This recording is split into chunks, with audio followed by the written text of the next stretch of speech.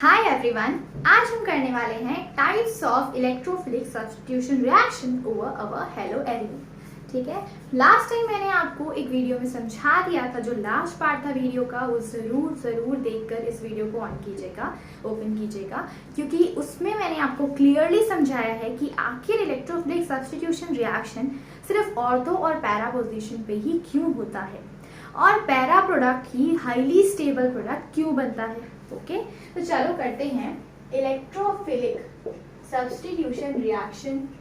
Electrophilic substitution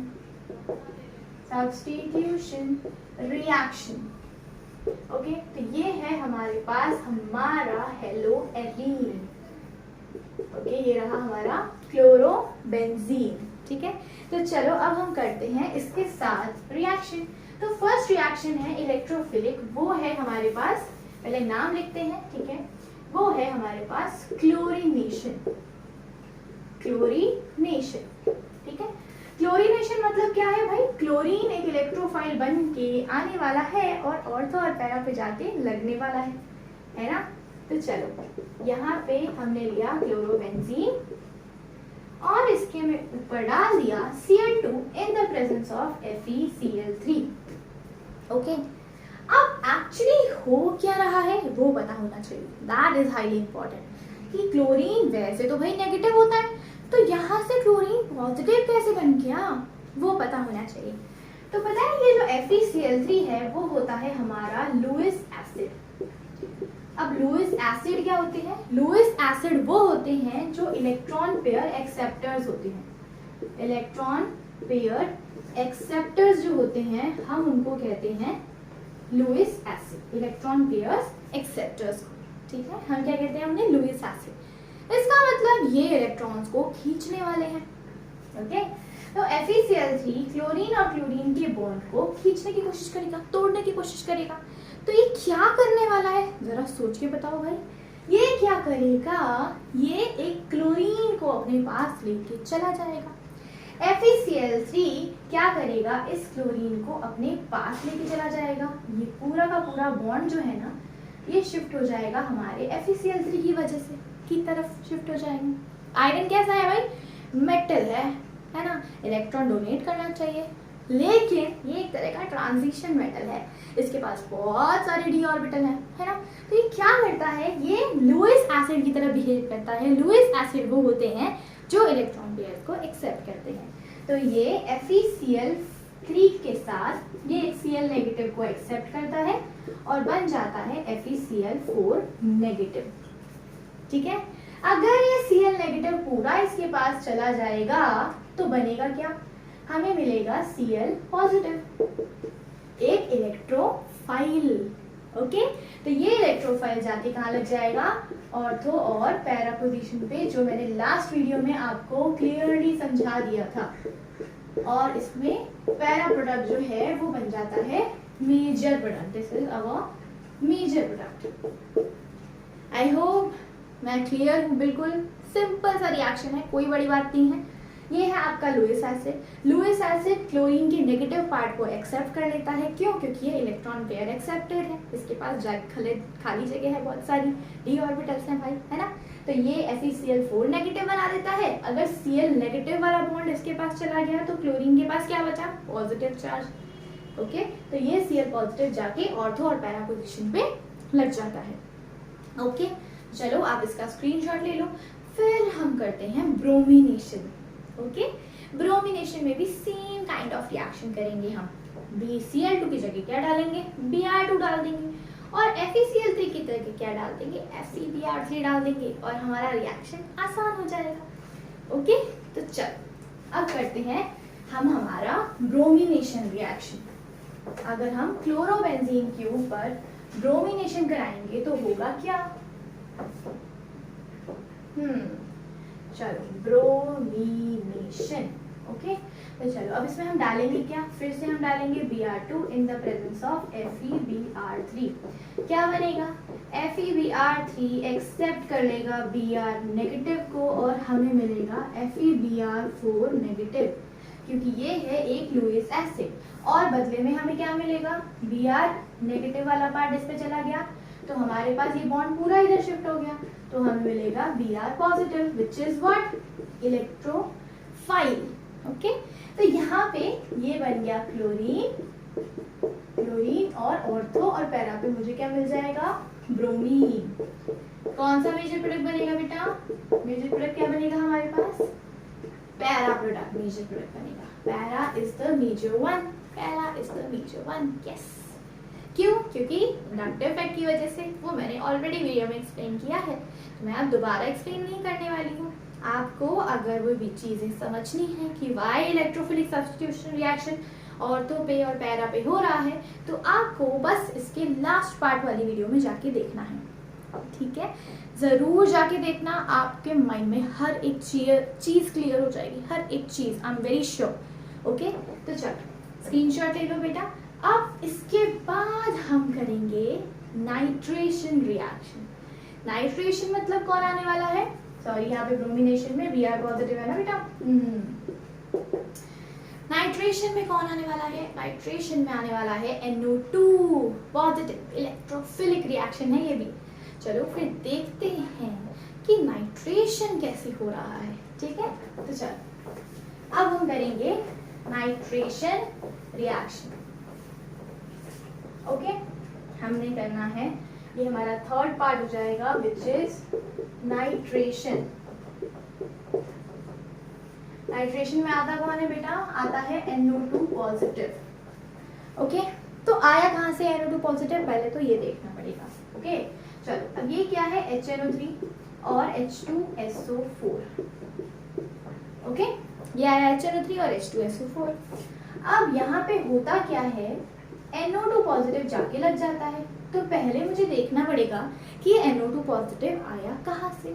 तो आपको पता है ये जो H2SO4 है ना, ये काम करता है एज अ कैटलिस्ट, मतलब which starts the reaction but itself not getting in my result।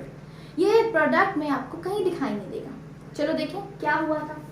मुझे पता है जब H2SO4 ब्रेक करेगा तो बनेगा क्या, H+ और HSO4 नेगेटिव, है ना, एसिड है ना। एसिड क्या करते हैं, H+ को लूज करते हैं, है। अब क्या होगा, ये जो HNO3 है, नाइट्रोजन पे डबल बॉन्ड O, नाइट्रोजन पे डबल बॉन्ड O और ये OH। अब मेरे रिएक्शन में क्या आ गया है, रिएक्शन मिक्सचर में मेरे पास आ गया है H+, एक कैटलिस्ट। तो H+ अगर आपके पास है तो मुझे दिख रहा है कि ये ऑक्सीजन। अब देखो कभी भी कोई इलेक्ट्रोफाइल रिएक्शन में आ गया, ये H+ है भाई, पॉजिटिव चार्ज है, क्या करेगा, किसी नेगेटिव को ढूंढेगा, है ना, किसी न किसी नेगेटिव को ढूंढेगा। तो हमने देखा ये ऑक्सीजन भी नेगेटिव है, ये ऑक्सीजन भी नेगेटिव है और ये वाला भी नेगेटिव है। अब कौन सा पार्टिसिपेट करेगा, जो ज्यादा फ्री होगा वही तो करेगा। अब डबल बॉन्डेड वाला इतना थोड़ी ना पार्टिसिपेट कर सकता है, अगर एक सिंगल बॉन्डेड वाला बैठा हुआ है तो, है ना, उसके लोन पेयर ज्यादा है तो वो देने के लिए ज्यादा आसानी से रहेगा। सिंपल सा लॉजिक ध्यान रखना है बेटा, सिंपल सा लॉजिक। जिसके पास ज्यादा पैसे उसी के पास इलेक्ट्रोफाइल टाइप का ग्रुप जाने वाला है, H+ हो, ठीक है, इलेक्ट्रोफाइल है, वो वहीं जाएगा जहाँ पे ज्यादा पैसे वाले लोग बैठे हैं। ये ऑलरेडी अपने इलेक्ट्रॉन किसी के साथ शेयर कर रहा है एक्स्ट्रा में, तो इसके पास इतने इलेक्ट्रॉन्स तो है नहीं। अगर ये नहीं होता तो ये ज्यादा पार्टिसिपेट करना। जैसे मैंने बताया था ना, पैरा अगर नहीं, पैरा ऑलरेडी ऑक्यूपाइड है तो ऑर्थो प्रोडक्ट बनेगा, लेकिन वैसे तो पैरा ही बनेगा। जहाँ पे नेगेटिव ज्यादा वहीं पे H+ जाके लगने वाला है। ओके, तो ये नेगेटिव गया, इसने H+ को एक्सट्रैक्ट कर लिया, तो होगा क्या, यहाँ बना N double bond O, double bond O। Okay, ये बना ऑक्सीजन पे लोन पेयर और यहाँ पे लग गया हाइड्रोजन, यहाँ पे लग गया हाइड्रोजन। जब ऑक्सीजन ने इलेक्ट्रॉन्स दिए तो ऑक्सीजन पे कौन सा चार्ज आना चाहिए, प्लस, क्योंकि इसने इलेक्ट्रॉन्स दे दिए। अब ध्यान से देखो, ये बन गया ऑक्सीजन पे प्लस चार्ज। अब ऑक्सीजन ने जिसके साथ बॉन्ड बनाया उसके साथ तो तोड़ नहीं सकता, और ऑक्सीजन किस कैटेगरी का इंसान है, बहुत ही इलेक्ट्रोनेगेटिव टाइप का इंसान है, तो क्या वो अपने सर पे कोई प्लस चार्ज बर्दाश्त करेगा? एक लालची इंसान कभी गरीब होना बर्दाश्त कर पाएगा? नहीं कर पाएगा। तो ये क्या करेगा, ये नाइट्रोजन से बोलेगा भाई मैं तेरे से रिश्ता तोड़ रहा हूँ, ये नेगेटिव लेकर अपना चला जाएगा। दूसरा फैक्टर क्या है इस वाटर के निकलने का, दूसरा फैक्टर है एक वाटर एक न्यूट्रल स्पीशीज है और न्यूट्रल चीजें फटाफट निकल जाती है। तीसरी बात क्या है कि एंट्रोपी के अकॉर्डिंग, थर्मोडायनेमिक्स के अकॉर्डिंग कभी भी किसी भी रिएक्शन में गैस निकल रही है या फिर किसी रिएक्शन में हमें दिख रहा है कि कोई लिक्विड निकल रहा है तो वो आसानी से निकल जाता है। क्यों? क्योंकि रेंडमनेस बहुत ज़्यादा है, आराम से निकलेंगे। नेचर कहता है भाई निकल जा निकल जा, ओके। रेंडमनेस बहुत है, आराम से निकल सकते हैं अपनी मर्जी से, ठीक है। तो ये क्या करेगा, नाइट्रोजन से बॉन्ड तोड़ देगा और अपने इलेक्ट्रॉन्स लेके जाएगा। तो हमें क्या मिलेगा, वाटर, और हमें मिलेगा NO2 पॉजिटिव, मिल गया ना नाइट्रो ग्रुप। अब चलो लगा देते हैं हमारे नाइट्रो को। तो कहाँ कहाँ लगेगा नाइट्रो, हमारा NO2 लगेगा ऑर्थो पे और लगेगा NO2 पैरा पे। NO2 से कोई चीज याद आती है तुम्हें? मुझे तो बहुत जोर से याद आ रही है एकदम। NO2 से मुझे एक चीज याद आती है, एम्बाइडेंटेड न्यूक्लियोफाइल की, है ना नाइट्रो ग्रुप एक एम्बाइडेंट। कैसे? इसके पास दो अटैकिंग साइट है, एक नाइट्रोजन और एक ऑक्सीजन। दो अटैकिंग साइट होने की वजह से क्या करता है, फटाफट भाग के जाता है और रिएक्शन कर लेता है, ओके। तो मैंने एक वीडियो बना रखी है एम्बाइडेंट न्यूक्लियोफाइल की, तो आपको मैं इस प्लेलिस्ट में बता दूंगी, आपको लिंक भी दे दूंगी डिस्क्रिप्शन में। जरूर जरूर जरूर उस वीडियो को जाके देखना, तुम्हें पक्का अच्छे से समझ में आ जाएगा, ओके। चलो बेटा इसका स्क्रीनशॉट ले लो, बहुत आसान सा कॉन्सेप्ट है, ठीक है।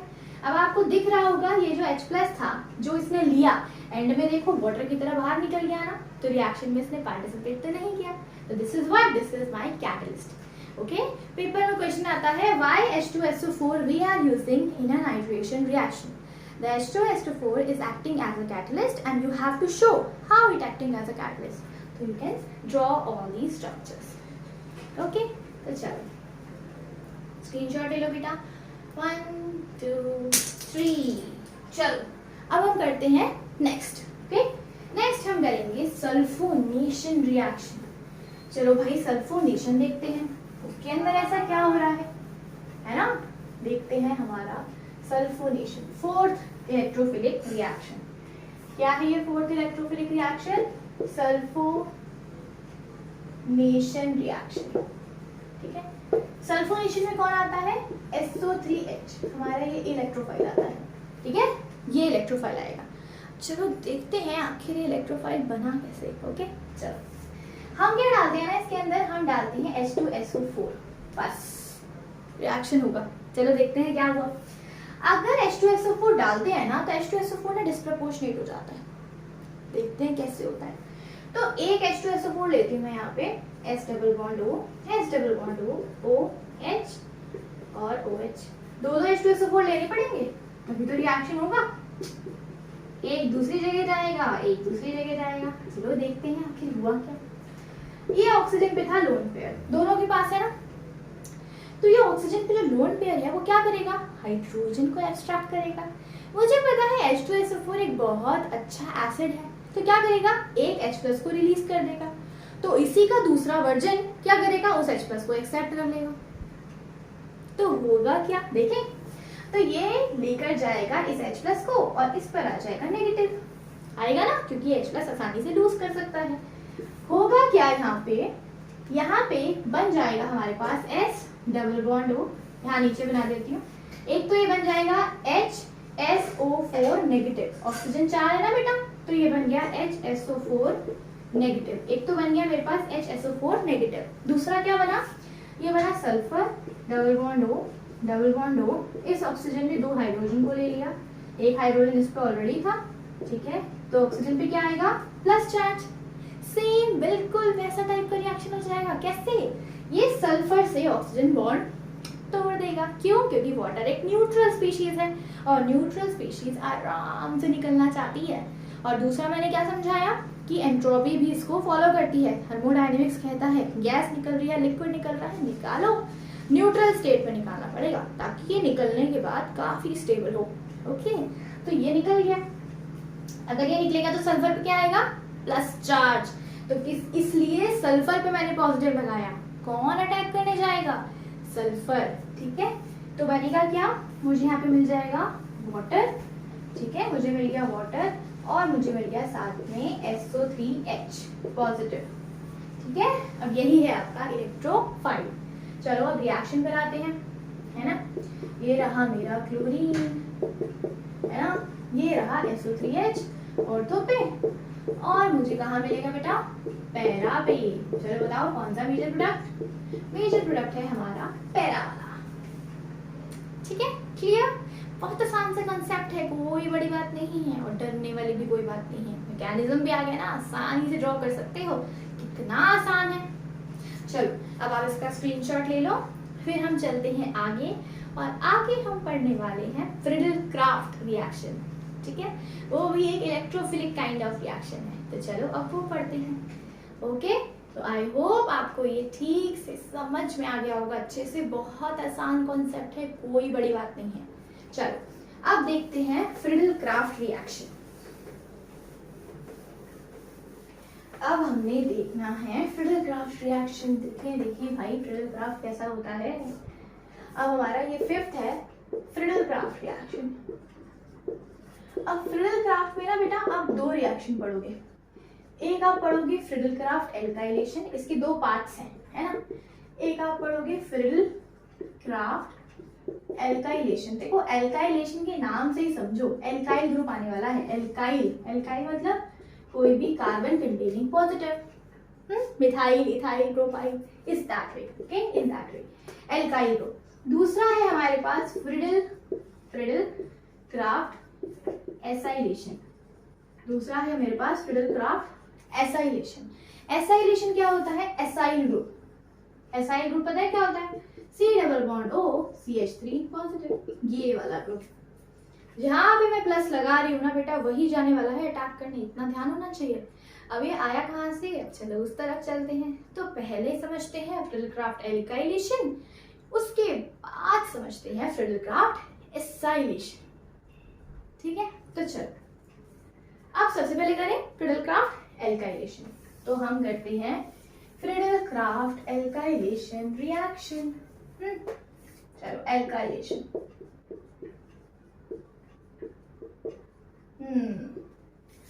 अब फ्रिडल-क्राफ्ट एल्काइलेशन के लिए मैंने क्या लिया, क्लोरोबेंजीन, क्लोरीन यहाँ पे बैठा है, ये रहा बेंजीन, और हमने इसमें डाला CH3Cl। ठीक है, हम डालते हैं एल्काइल क्लोराइड, किसकी प्रेजेंस में, AlCl3 की प्रेजेंस में। अब ये AlCl3 का ही बड़ा लॉजिक है, बहुत आसान सी बात है। अभी मैंने FeCl3 बताया था, क्या काम कर रहा था वो एक्ट करता है एज अ लुईस एसिड। तो ये भी जो है ना, ये भी एक लुईस एसिड है। ये क्या है हमारा, लुईस एसिड। क्या करेगा ये बताओ, ये जो AlCl3 है, ये Cl नेगेटिव को लेके बना देगा AlCl4 नेगेटिव। क्या बना देगा ये, AlCl4 नेगेटिव। क्यों, क्योंकि ये लुईस एसिड है। लुईस एसिड क्या होते हैं, जो इलेक्ट्रॉन पेयर एक्सेप्टर्स होते हैं। क्या करेगा, क्लोरीन नेगेटिव को एक्सेप्ट कर लेगा। जो भी इलेक्ट्रॉन पेयर एक्सेप्टर्स होते हैं वो होते हैं हमारे लुईस एसिड्स। ओके, तो यहाँ पे इसने क्या किया, ये बनाया हमने क्लोरोबेंजीन, और हमें मिला ये Cl नेगेटिव चला गया AlCl3 के साथ।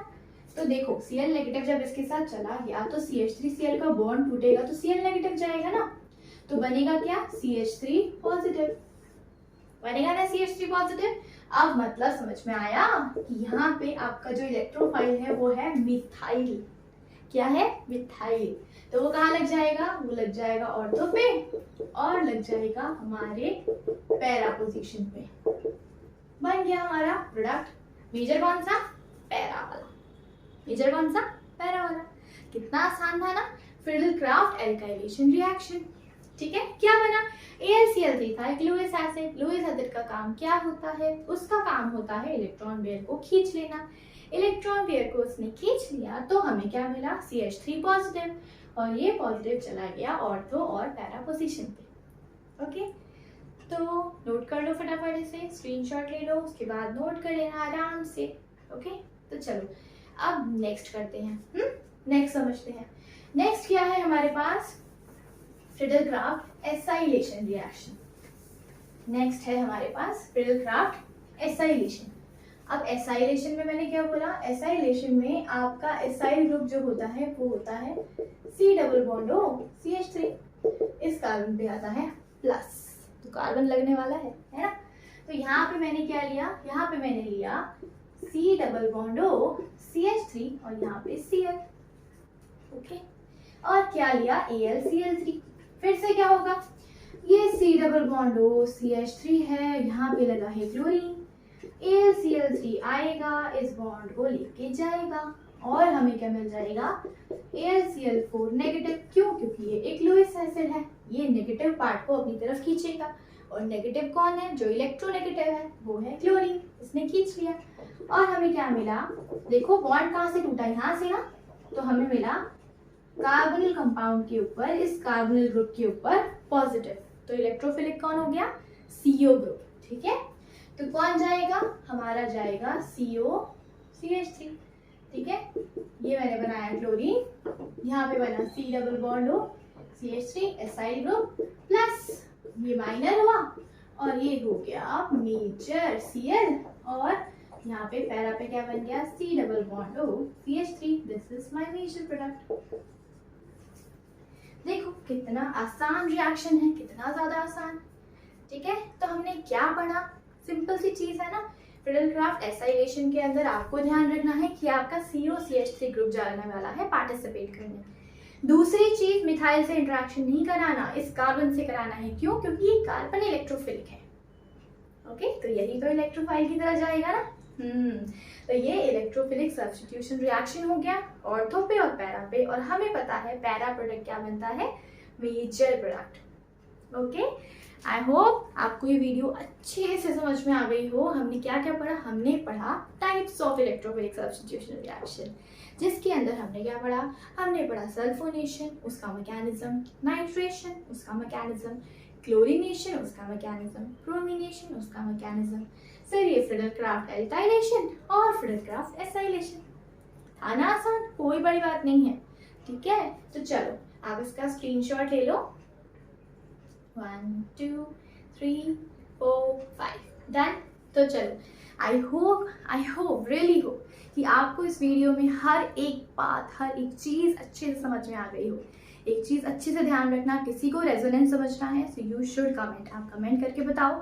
मैं एक रेजोनेंस की एक परफेक्ट वीडियो बनाऊंगी, उसके अंदर किसी को नहीं भी पता होगा ना रेजोनेंस क्या होता है, वो रेजोनेंस अच्छे से बना पाएगा, ठीक है। आई होप आपको ये अच्छे से वीडियो समझ में आ गई होगी। तो ये हुआ हमारा इलेक्ट्रोफिलिक सब्स्टिट्यूशन रिएक्शन टाइप्स, ठीक है। तो मिलते हैं नेक्स्ट पार्ट में हेलो एल्केन और हेलो एरीन्स के। आज के लिए इतना ही, thank you very much, bye.